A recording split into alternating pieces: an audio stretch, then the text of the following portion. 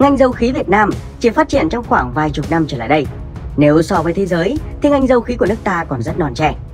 Tuy nhiên, các bạn có biết nước ta có bao nhiêu mỏ dầu khí với trữ lượng là bao nhiêu không? Và tại sao chúng ta lại phải nhập khẩu dầu chưa? Nếu chưa thì hãy cùng 5 phút thôi tìm hiểu trong video hôm nay nhé.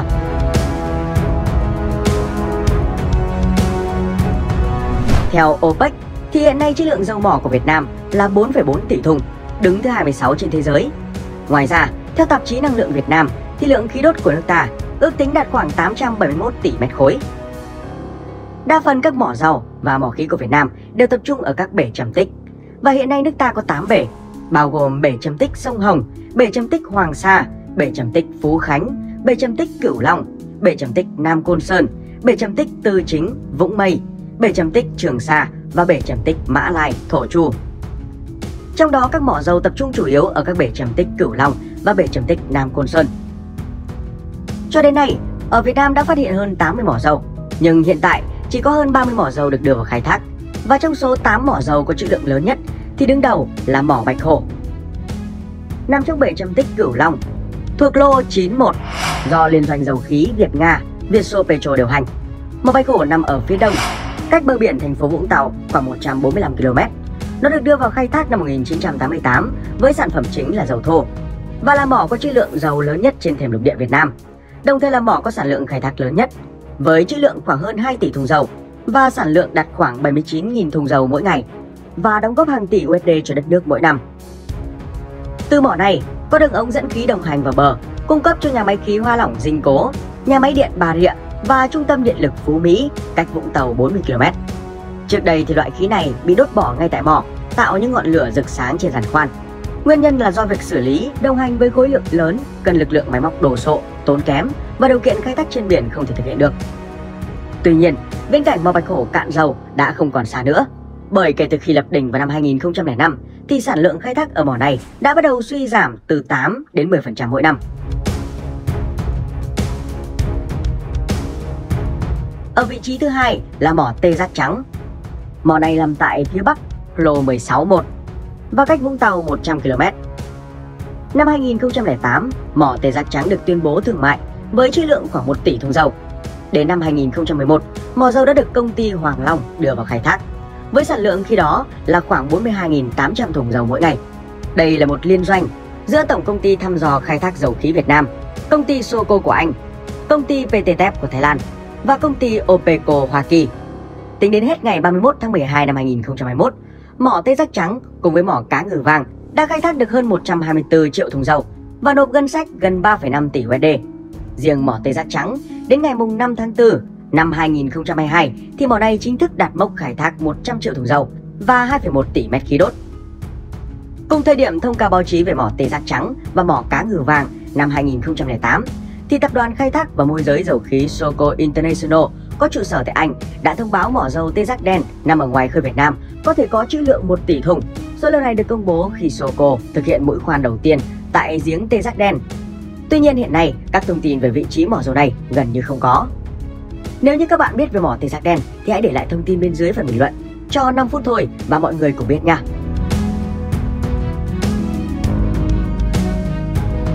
Ở vị trí thứ ba là mỏ Sư Tử Đen. Mỏ này cũng thuộc bể dầu khí Cửu Long, nằm tại lô 151, cách mũi Kê Gà khoảng 50 km và nằm ở độ sâu 52 mét nước. Mỏ Sư Tử Đen được điều hành bởi Cửu Long GOC. Đây là công ty liên doanh điều hành tại Việt Nam, được thành lập theo hợp đồng dầu khí lô 15-1, ký ngày 16 tháng 9 năm 1998 giữa Tổng công ty thăm dò khai thác dầu khí Việt Nam với công ty dầu khí ConocoPhillips của Anh, Tổng công ty dầu khí quốc gia Hàn Quốc, công ty SK của Hàn Quốc và công ty Geopetron của Monaco. Tới năm 2003, mỏ Sư Tử Đen chính thức đưa vào khai thác và với trữ lượng ước tính khoảng 500 đến 7 triệu thùng dầu và sản lượng khai thác khi đó đạt 60.000 thùng mỗi ngày.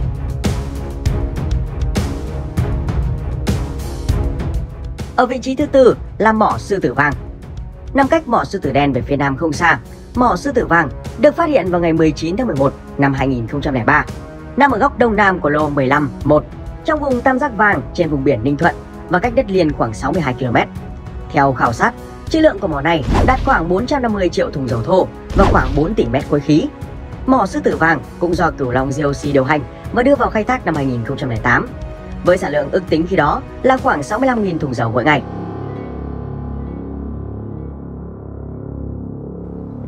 Nằm ở vị trí thứ 5 là mỏ Sư Tử Trắng.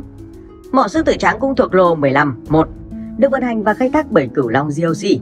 Nó được phát hiện vào năm 2003 với trữ lượng khí đốt vào khoảng 3,17 tỷ mét khối và khoảng 435 triệu thùng dầu và condensate.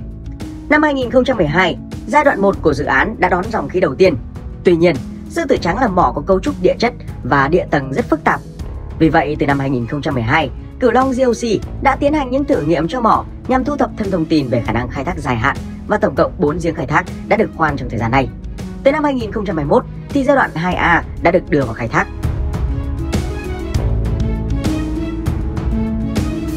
Tiếp đến là mỏ Sư Tử Nâu.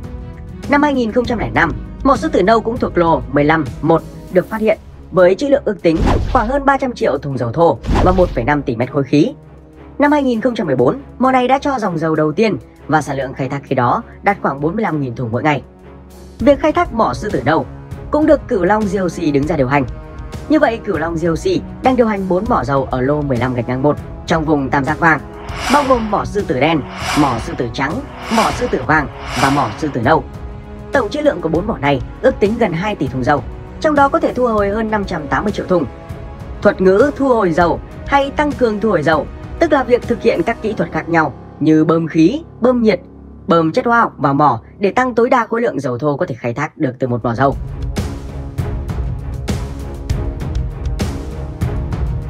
Vị trí thứ 7 là mỏ Đại Hùng. Đây là mỏ dầu khí và khí đốt thuộc lô số 51, nằm ở tây bắc của bể Nam Côn Sơn, trên thềm lục địa Việt Nam. Mỏ Đại Hùng được phát hiện vào năm 1988, đến năm 1994 thì bắt đầu khai thác, và đến năm 2006, mỏ được đánh giá là có trữ lượng dầu khoảng 354,6 triệu thùng và khoảng 8,5 tỷ mét khối khí tự nhiên.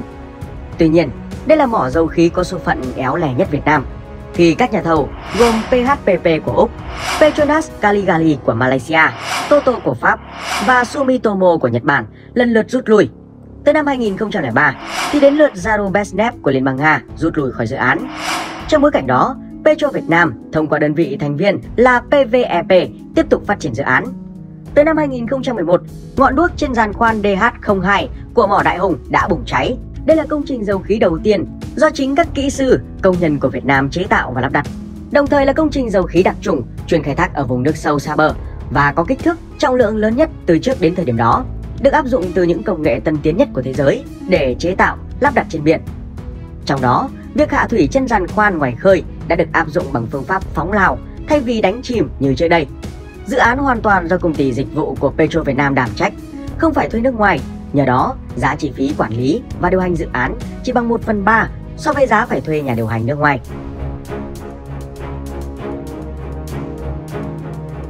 Cuối cùng là mỏ Rạng Đông.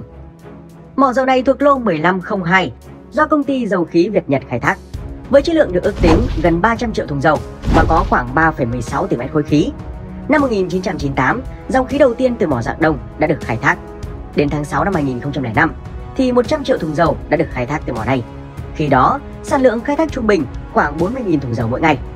Ngoài dầu thô thì có hơn 50 triệu bộ khối khí đồng hành mỗi ngày, được thu gom và đưa vào bờ để phục vụ việc sản xuất điện thông qua hệ thống đường ống Rạng Đông - Bạch Hồ.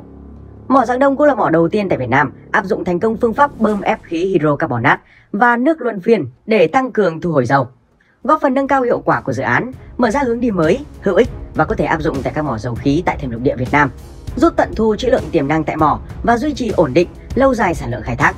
Cũng như áp dụng thành công phương pháp này mà Thủ tướng Chính phủ đã cho phép công ty dầu khí Việt Nhật gia hạn hợp đồng khai thác mỏ Rạng Đông thêm 5 năm, tức là đến ngày 6 tháng 4 năm 2025.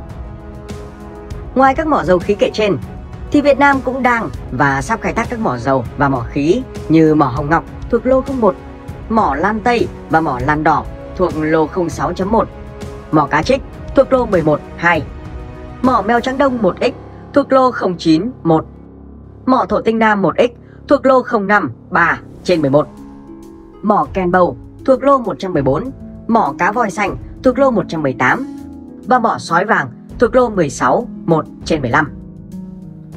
Trong đó, lô 114 Ken Bầu nằm ngoài khơi thềm lục địa Việt Nam, thuộc bể sông Hồng cách đất liền tỉnh Quảng Trị 65 km và cách Đà Nẵng 86 km. Mỏ Kenbow được phát hiện năm 2019 và dự kiến khai thác từ năm 2028. Nó có trữ lượng khí tự nhiên ước tính vào khoảng 230 tỷ mét khối và 450 triệu thùng khí ngưng tụ condensate. Với trữ lượng ước tính trên, mỏ khí Kenbow được xem là phát hiện lịch sử của ngành dầu khí Việt Nam và là tiền đề quan trọng cho các hoạt động tìm kiếm, thăm dò cũng như phát hiện triển khai tiếp theo tại lô 114. Ngoài ra, mỏ Cá Voi Xanh thuộc lô 118 nằm trọn trong vùng đặc quyền kinh tế 200 hải lý của Việt Nam và cách bờ biển miền Trung Việt Nam khoảng 80 km, được ExxonMobil của Hoa Kỳ và Petro Việt Nam hợp tác thăm dò từ năm 2009, cũng có trữ lượng rất lớn, ước tính vào khoảng 150 tỷ mét khối khí tự nhiên và sẽ đem lại nguồn thu khoảng 20 tỷ USD cho chính phủ.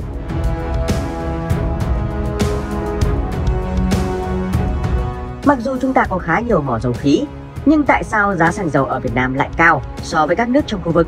Ngoài thuế thì nguồn cung cũng là một yếu tố quyết định đến giá xăng dầu trong nước.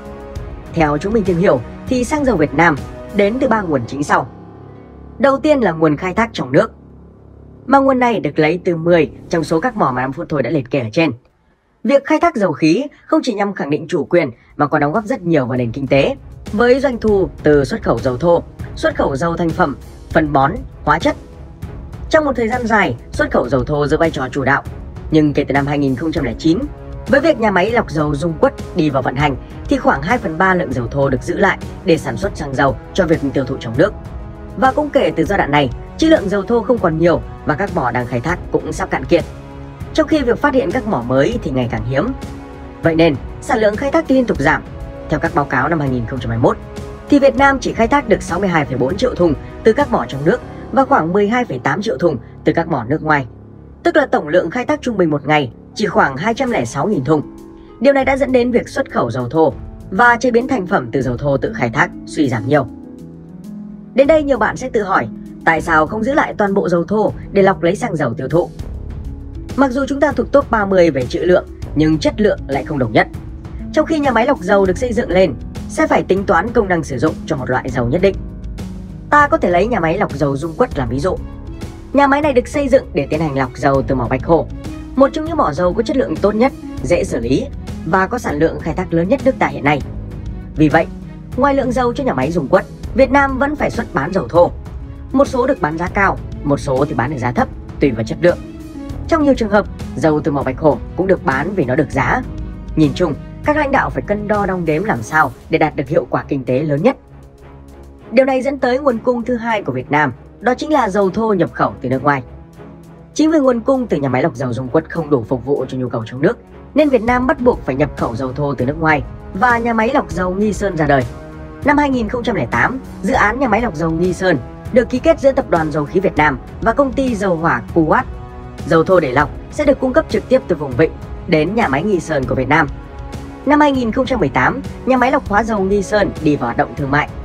Lượng dầu thô nhập khẩu tăng nhanh, vượt qua sản lượng xuất khẩu. Phần lớn trong số đó là đến từ vùng vịnh sa mạc, nhiều nhất là từ Kuwait. Năm 2020, Việt Nam đã phải chi ra 2,76 tỷ USD mua dầu từ nước ngoài. Ngoài ra, việc nhà máy lọc dầu Dung Quất được xây dựng trong thời gian quá dài mà lại chỉ phù hợp với việc lọc các loại dầu có chất lượng như mỏ Bạch Hổ. Cho nên, sau khi hoàn thành thì lượng dầu thô trong nước không còn nhiều để khai thác. Do đó, nhà máy này cũng phải nhập dầu thô về để sản xuất, cũng như mở rộng thêm nhà máy để lọc được những loại dầu khác. Yếu tố phù hợp của các nhà máy lọc dầu cũng chính là câu trả lời cho việc tại sao Việt Nam không nhập dầu thô của Liên bang Nga. Dù nó đang được giảm giá, như việc Lado đã có chương trình khuyến mại lớn hơn 30% khi mua các sản phẩm quần tây, sơ mi và polo trên Shopee và Lazada. Link sản phẩm 5 phút thôi sẽ để ở dưới phần mô tả nhé. Về cơ bản, dầu thô của vùng vịnh, dầu sa mạc, dầu đá phiến của Kuwait hay Hoa Kỳ sẽ dễ lọc và phù hợp với công nghệ lọc dầu của Việt Nam đang dùng. Trong khi dầu của Nga có nhiều cặn và tạp chất, chỉ phù hợp với những quốc gia có nhà máy công nghệ lọc dầu tân tiến như châu Âu, Ấn Độ, Trung Quốc. Hơn nữa, dầu của Nga tập trung chủ yếu ở vùng Uran, cho nên chi phí vận chuyển sẽ cao hơn nhiều so với dầu ở khu vực Tây Á. Một nguyên nhân nữa cũng góp phần đưa giá xăng dầu của Việt Nam lên cao là do chúng ta phải nhập xăng dầu thành phẩm từ nước ngoài. Đây chính là hình thức tiện lợi nhất nhưng chi phí cũng cao nhất. Các quốc gia mà Việt Nam nhập xăng dầu thành phẩm nhiều nhất hiện nay là Singapore, Malaysia, Thái Lan, Hàn Quốc và Trung Quốc. Đa phần các quốc gia này có vị trí địa lý gần gũi với Việt Nam nên chi phí vận chuyển có thể giảm được phần nào. Thứ hai, Các quốc gia trên và Việt Nam đều có mối quan hệ và có ký với nhau nhiều hiệp định thương mại, nên sẽ dành cho chúng ta một số ưu đãi nhất định. Tuy nhiên, nhập thành phẩm có giá rất cao nên Việt Nam đều hạn chế tối đa hình thức này. Trung bình hàng năm, Việt Nam tiêu thụ từ 20,5 đến 21 triệu mét khối xăng dầu. Trong đó năm 2016, chúng ta nhập 12,9 triệu mét khối xăng dầu thành phẩm. Nhưng tới năm 2011 thì đã giảm xuống còn 6,9 triệu mét khối. Điều này có được từ việc tăng nguồn cung từ nhà máy Dung Quất và nhà máy Nghi Sơn. Mỗi năm, hai nhà máy này cung cấp từ 10 đến 13 triệu mét khối xăng và dầu thành phẩm, chiếm gần 70% nhu cầu tiêu dùng. Vậy nên nó đóng vai trò quan trọng trong việc ổn định nguồn cung và giá cả xăng dầu.